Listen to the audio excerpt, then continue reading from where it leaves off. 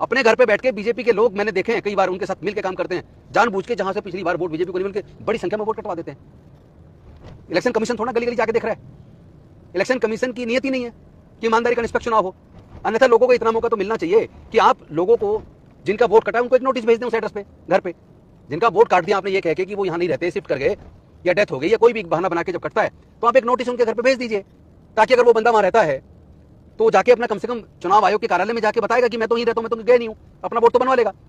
अब बीएलओ कहां ईमानदारी से काम कर रहे होंगे, कौन किसके प्रभाव में हो, कौन किसको खरीद ले, क्या पता चलता है। जब बड़े बड़े लोग बिक रहे हैं, जब देश के प्रधानमंत्री जी बड़े उद्योगपति के लिए ठेके दिलवाने के लिए पूरी दुनिया में घूमते हैं, ऐसा मतलब अक्सर देखने में आया है।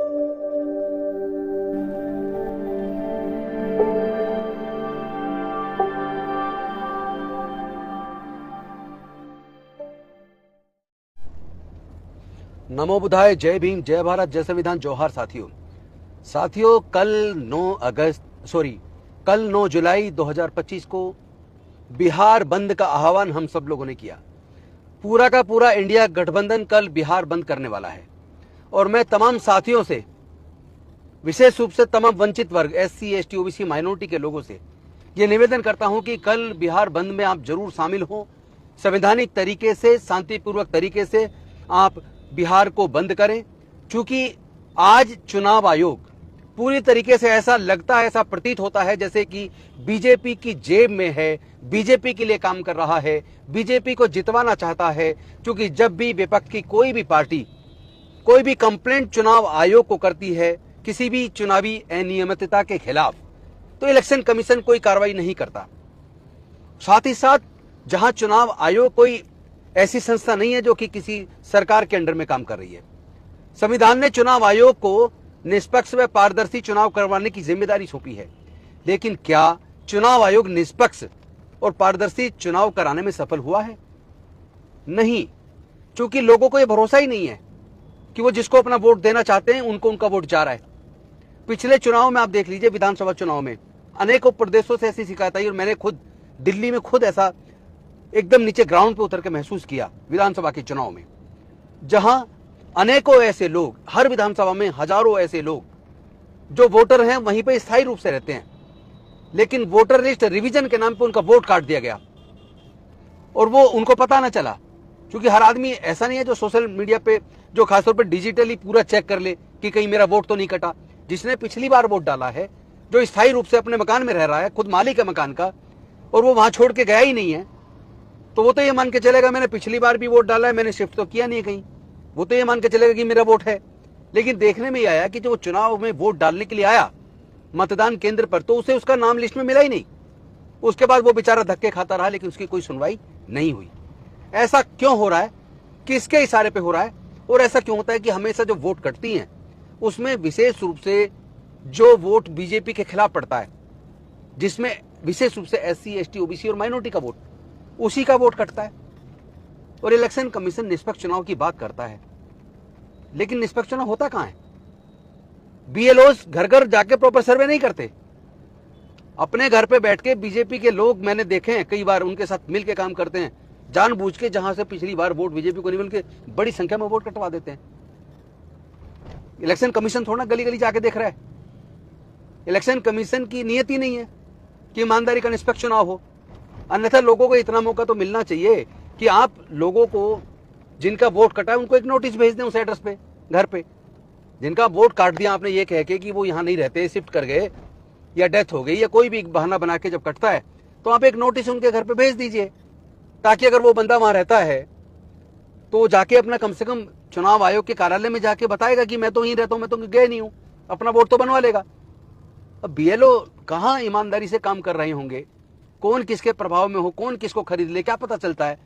जब बड़े बड़े लोग बिक रहे हैं, जब देश के प्रधानमंत्री जी बड़े उद्योगपति के लिए ठेके दिलवाने के लिए पूरी दुनिया में घूमते हैं, ऐसा मतलब अक्सर देखने में आया है कि वो कहीं गए उसके बाद ठेका मिल गया। तो ऐसे हालात में आप कैसे उम्मीद करेंगे एक छोटी सी नौकरी पे काम करने वाला BLO वो पूरी ईमानदारी के साथ जांच करके वोट बढ़ाने या कटवाने का काम करेगा? तो एक तरफ तो इस तरीके से वोट काटी जा रही है, ऊपर से लोगों को यह भरोसा ही नहीं बचा कि जिस मशीन से वो वोट डाल रहे हैं वो वोट जिसको डाल रहे हैं उसको जा रहा है। इलेक्शन कमीशन की साख पूरी तरीके से खतरे में है।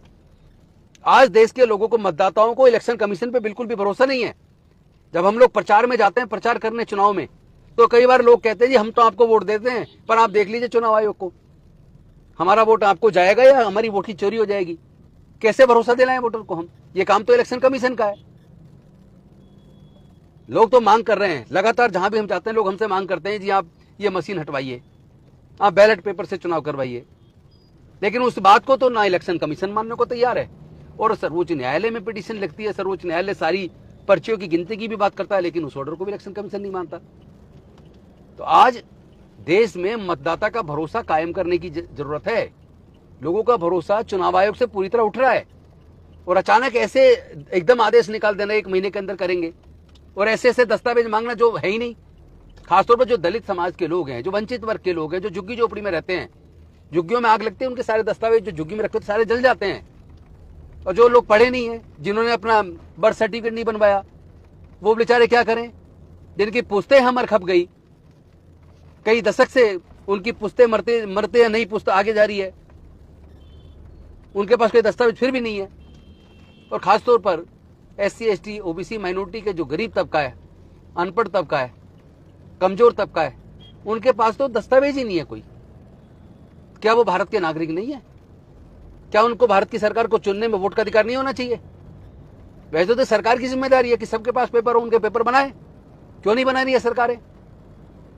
तो ये इस तरह का पक्षपात नहीं होना चाहिए, निष्पक्ष स्क्रूटनी होनी चाहिए। हम ये नहीं कह रहे कि स्क्रूटनी ना हो, लेकिन उसके लिए टाइम भी तो हो। उसके लिए टाइम उनको भी दिया जाए जिनका वोट कट रहा है, ताकि अगर गलत कटा तो वो कम से कम बनवा तो लें। तो आज मैं निवेदन करता हूं बिहार के तमाम साथियों से, खासतौर पर इंडिया गठबंधन के साथियों से, सब लोग बेहद मजबूती के साथ कल बिहार बंद को सफल बनाएं, लेकिन शांतिपूर्वक तरीके से बिहार बंद करें। कोई किसी तरह की तोड़फोड़ में शामिल ना हो। संपत्ति देश की है, हमारी है, वो किसी पार्टी की नहीं है। इसलिए हमें बहुत ही शांतिपूर्वक तरीके से पूरे बिहार को बंद करना है, और चुनाव आयोग को यह बता देना है कि हम किसी भी व्यक्ति का जिसका जायज वोट है उसका वोट कटने नहीं देंगे। ये धोखाधड़ी हम होने नहीं देंगे। हम ऐसे तमाम साथियों के साथ खड़े हैं जिनकी वोट कटने की संभावना दिख रही है, लेकिन जब तक हम हैं ऐसा होने नहीं देंगे। कल आप सब लोग बिहार बंद में शामिल हुइए। बहुत बहुत धन्यवाद। जय भीम, जय भारत, जय संविधान, जोहार।